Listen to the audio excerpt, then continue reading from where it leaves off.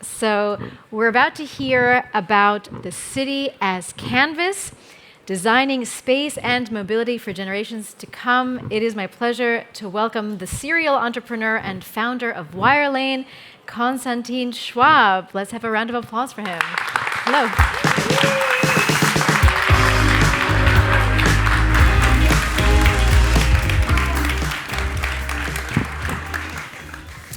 Thank you so much for having me, and welcome again to the ICNC21. It's my big pleasure, today's keynote, City as Canvas, to speak to you about a journey that started 20 years ago and brought me to this very place.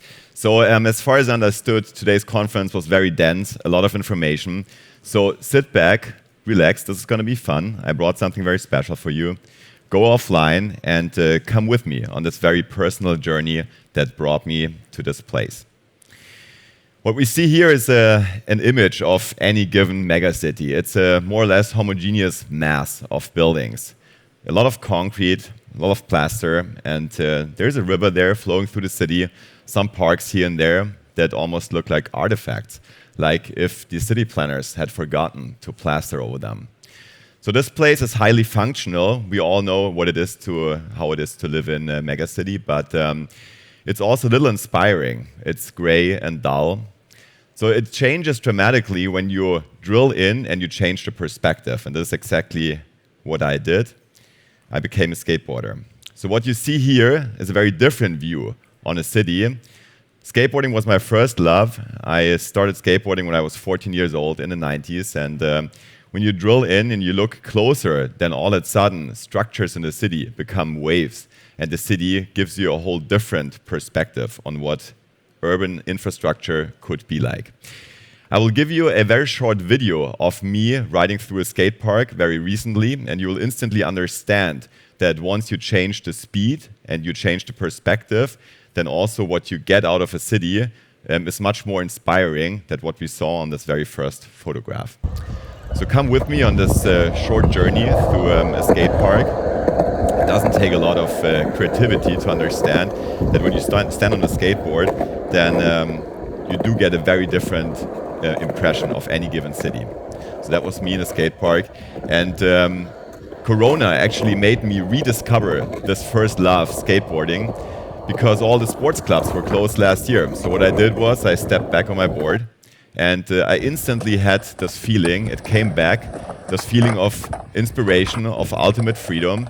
And what it does to you is that you start to look at things in a very different way. For example, a set of stairs is not just a set of stairs, it's something you want to jump from. Or a handrail is not just a handrail, it's something you want to slide down. So skateboarding is a sport that is highly demanding, physically and mentally. It's typically exercised by young people. And I should have mentioned that I'm not 14 anymore, but 43. So this is what happens when you step on a skateboard at age 43. And I turned into a skateboarding teacher and tried to make my daughter appreciate this feeling of ultimate freedom and to make her understand that changing this perspective on the city does something to you, and I hope that she will just have this ultimate joy I had in my youth when I started skateboarding in the 90s. But what it also taught me, and this is the more relevant part for today's conversation, what it also taught me is that cities, the public space, needs to be negotiated, and it is negotiable. So what you can see here, this is an interesting example of what skateboarding does to you. What you see here is a concrete ledge. A concrete ledge is an obstacle, and you use an obstacle in skateboarding to do tricks on it. You can slide on it, you can grind on it, there's all kinds of different tricks. So the city planners obviously didn't have that in mind when they built this ledge, right? So they wanted people to sit on it, and they definitely didn't see people like me ruining it when they exercised their sport. So next what happened is that people came, creative minds, and they installed something called skate stops. So you have this beautiful ledge, which I see as an obstacle, and I want to do tricks on, and then people come and they install skate stops. And the skate stops make it impossible for skateboarders to exercise their sport. So what happens next is that creative people from the skateboarding scene come and they developed a toolkit called Fuck Off. And this toolkit allows you to disassemble the skate stops so that you can skate again. And this cat and mouse game goes on and on and on, right? So what you learn, you have to imagine as a young kid, 14, 15 years old, out in the wild, in the streets, you have to negotiate public space because there's security people, there's landlords, there's all kinds of people that do try to prevent you from exercising your sport. So you do get to understand from a very early age on that public space in liberal societies is negotiable and needs to be negotiated. So next, as skateboarding was the first subculture I got in touch with, it brought me to a different subculture. Skateboarding is a subculture because it's typically exercised by young people. It's influenced a lot by hip-hop music, by punk music. But there's other subcultures that are quite similar and close to skateboarding culture, in this case, graffiti. As we just heard, I was a graffiti artist in the 90s, and graffiti also taught me a lot about how we could reinterpret public space. We actually had the audacity to change the face of the city. We would lay our hands on the concrete walls, the dull concrete walls, and would paint them. So what we did was we bought a ticket. It's called Interrail. Some of you might know it. Interrail was a ticket that cost us like 20 Deutschmark or 10 euros. And you'd be able to travel all across Europe by train. No ICEs, no fast trains, only slow trains, but it would take you to places. So you imagine my friend Andy, from whom you'll hear more today. My friend Andy and me, we went on this trip, and we went to Amsterdam, we went to Hamburg, and we would paint walls there. So us being 16, 17 years old, two middle-class kids from Germany, out in the wild, it was a trip of a lifetime. Absolutely amazing. So also through this concept of graffiti, I learned that there's just more to public space and that you do have the possibility to create public space by your own needs. And what I'll give you now is a short video from those days. I brought to you a video which we recorded in the 90s. It's Souls of Mischief. For those of you who are fans of 90s hip-hop, you're going to like it a lot. It's a real video from the 90s from Amsterdam, and you will see some of the artwork we did back in the days.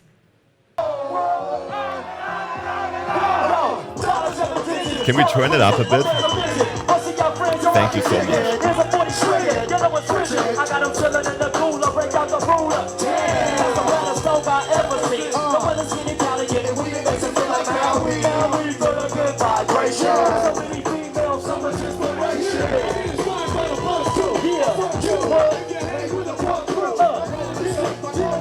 So what you see here below is actually some of our artwork in Hamburg.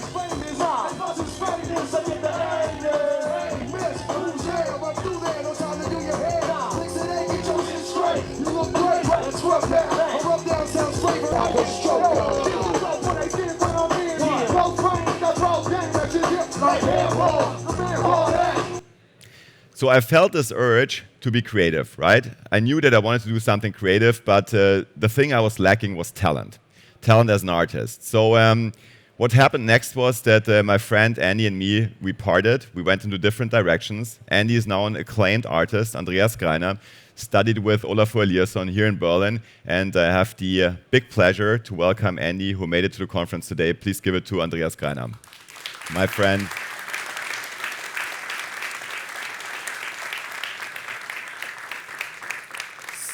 So I was thinking to myself, now what can I do with my life? Now I have this urge to do something creative, and fortunately also through Andy, I ran into this guy who coincidentally also wears a hat. But this guy, Joseph Beuys, for you who don't know him, he's one of the most acclaimed German artists.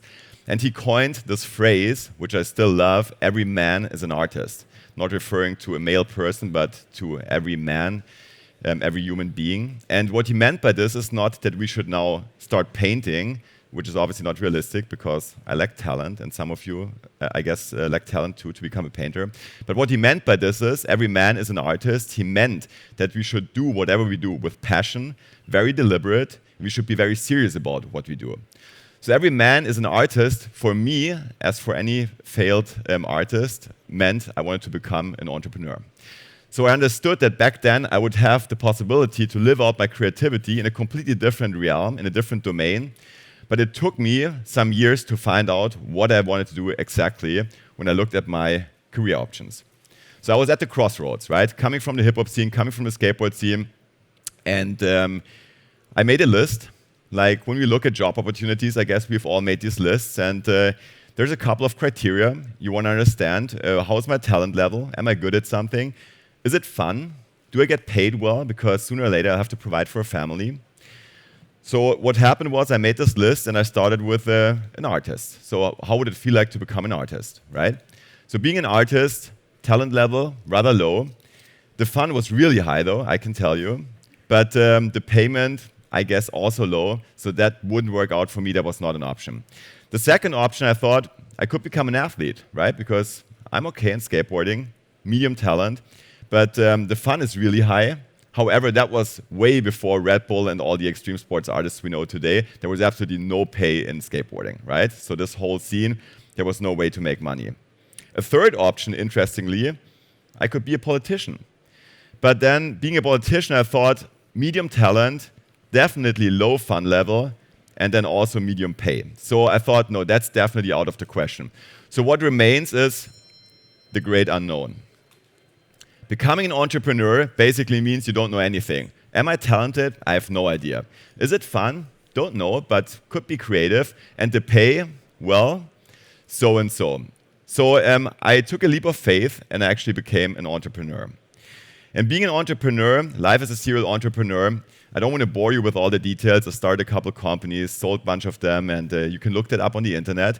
But being a serial entrepreneur, there is a perception of the outer world which looks like this.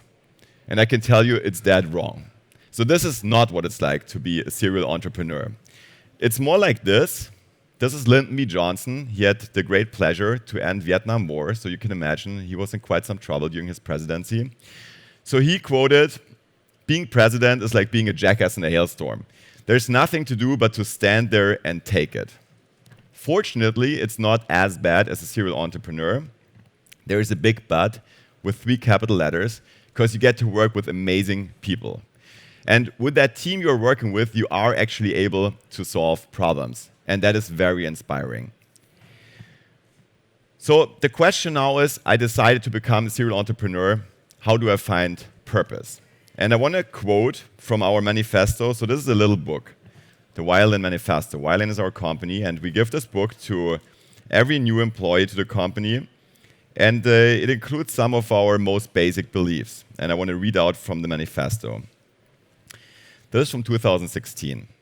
When we started this business, our planet was at a tipping point.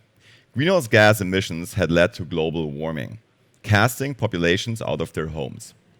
Our planet suffered from man-made destruction, which threatened our lives as free individuals in a highly industrialized society. However, technology has provided us with a path to overcome the vicious circle of unsustainable growth.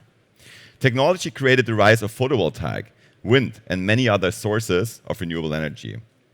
Technology led us to the development of enormous computing power, giving us the possibility to connect all things, globally and in real time. Ultimately, technology has the potential to solve almost any problem mankind is facing today. So this to me is very important, this very optimistic view on technology and our ability as mankind to solve problems.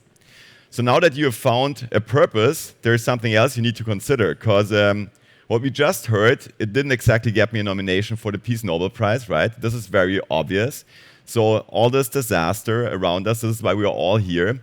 It's happening every day, but it's not enough because it won't generate prosperous business. There's more to it. So what you also need is convergent megatrends.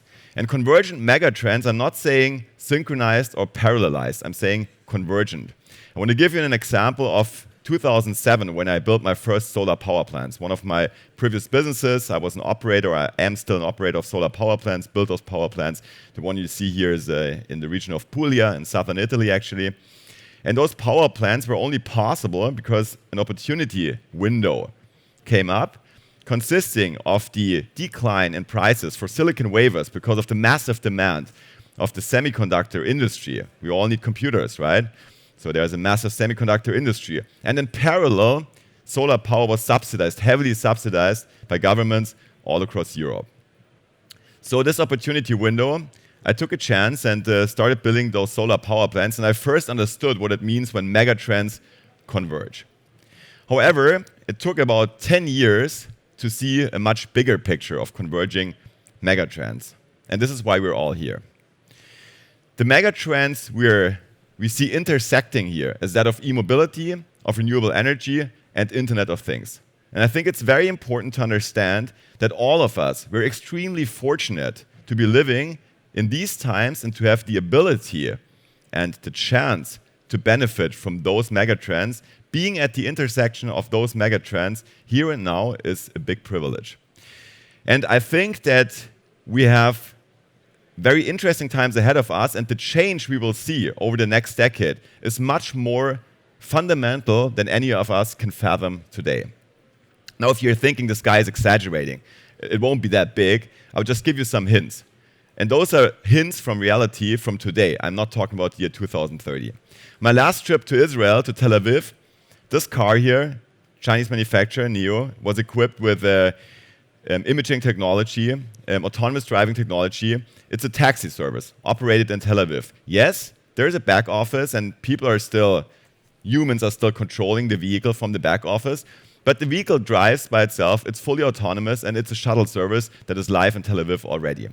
I just came from the IAA, from the automotive fair in Munich, and Sixt, the Munich-based car company, announced that they will actually provide this kind of service in Munich as of 2022, based on today's regulation in Germany. So let's be aware that this is reality already. But it goes on.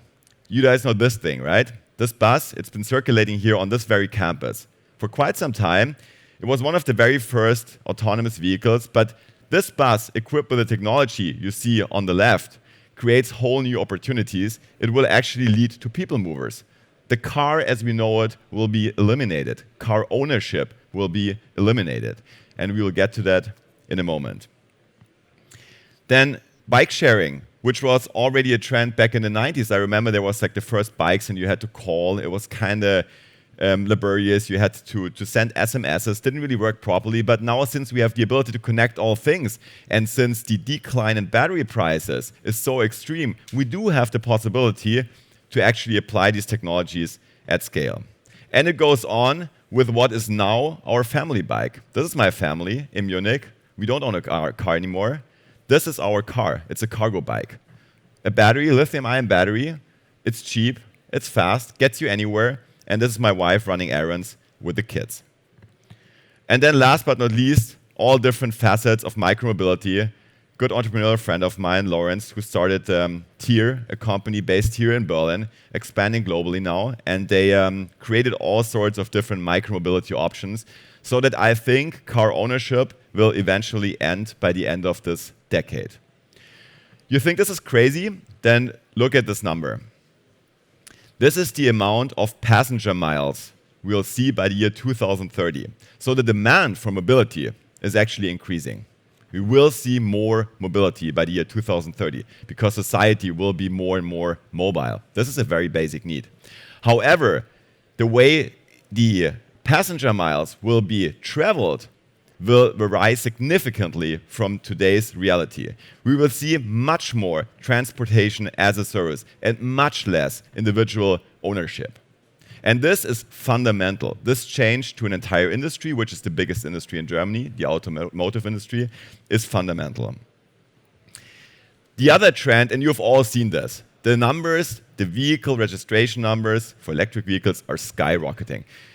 Last year, we saw 400,000 newly registered EVs from 100,000 in 2019, and this is one of the reasons why we're all here. It is a massive megatrend and really unstoppable. So now you combine the two, and what do we see? What are the key learnings here? The key learnings are that future is going to be autonomous, it's going to be shared, and it's going to be electric. This infrastructure you see here will not be the infrastructure of the future. This is one thing that is very, very certain. So the question here is, what about the infrastructure? How do we have to design infrastructure? This is why we're all here today. So I would like to quote from one of my favorite designers, one of the big thinkers of the last century, Dieter Rams. He famously designed products for Braun, for a home appliances company. He was an inspiration to Steve Jobs, to Jonathan Ive, and all the big industrial designers. He's a true artist. And he created the 10 principles of design. And I will only quote 4 of them, which are most important to me personally. Good design is innovative. I think that should be crystal clear. Good design must be useful. Good design, and this is also very important, is sustainable design. And then the last, I like best, good design is as little design as possible. So now, back in 2019, I was here on stage. It was actually across the river, but we had the chance to demonstrate a device which was the first autonomous charging robot. Some of you might remember this. And this was one of our answers as a company to the question, how can design of charging infrastructure be as little design as possible? So what you see here, this demonstration, right? So this robot autonomously found a way to charge the car. And this autonomous infrastructure means there's absolutely no human interaction whatsoever. The idea is that the car drives into a parking lot and is autonomously charged. So for me, this is as little design as possible when it comes to the hardware. On the software side, we all know this ISO 15118, which is a big enigmatic thing for outsiders to the industry, plug and charge. Let's call it plug and charge. So this is also reality. I've driven this vehicle, I've seen it live, and this is the answer to some of the most pressing software problems in the industry. So there is solutions already at hand for the hardware side, for the software side, and we will most likely see an entire industry being disrupted by design that is almost not visible to the consumer. So what does that mean? If you look at the consequences in transportation as a service, what are the next steps? And let's be aware that our industry might also be facing disruption in 10 years from now. We must face the fact that evolution of technology is ongoing and that there's new competitors to what we are doing today. And this is a vehicle I personally ordered. It's a vehicle from a Munich-based manufacturer. It's covered with solar cells, and it does not need charging at all because it basically is powered by the energy of the sun. So if this is part of the solution, what we'll most likely see is a vast difference in the use of space in most global cities.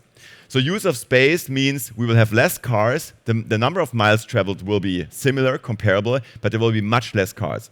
So the question is, what do we do with this vast open space? Is this really fiction, or is it something we could fathom for our own cities? Well, I can tell you, and there's more on feasibility, and I've seen this myself, I can tell you it is reality already today. It is reality in one of my favorite cities. I lived in Barcelona from 2003 to 2007, and Barcelona created what is called the superblocks. So if you've ever been to Barcelona, Barcelona has this grid pattern. So the city architects back in the 19th century, they thought it would be great to have like these big avenues, grid pattern avenues.